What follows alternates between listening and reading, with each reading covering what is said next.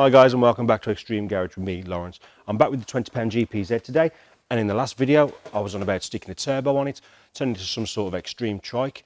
But after reading all your comments, and thank you very much for leaving all the comments, you're all saying to go and restore it because it's a classic. You're all right, it needs to be restored. So I've decided we're going to completely strip this down to the last nut and bolt, and we're going to restore it. New paint, sort out the plastics as best we can, and get this back on the road. So it's going to be a very fun, and it's going to be a lot of challenges for me to overcome because I've never done this before. So I'm going to thoroughly enjoy it. So while it's still movable, I want to sort out the engine first.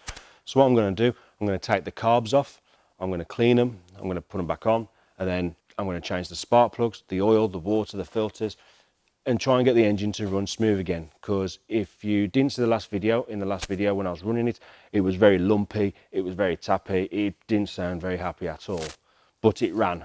That's the biggest part of it. So if you haven't checked out that video, I'll put the link up here. So after the engine, the next biggest hurdles are going to be the plastics. As you can see, it's all cut away. There's a lot of dangly wires here as well, but the plastics are all damaged. That needs new fairing. The same is on the other side.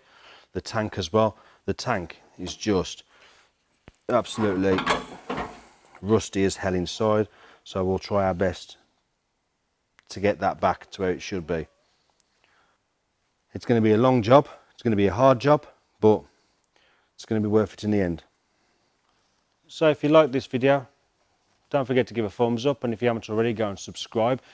If you haven't seen the last videos, I'll leave the links in the description below, and I'll see you again soon.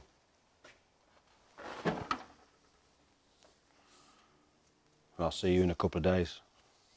Start the fun, eh?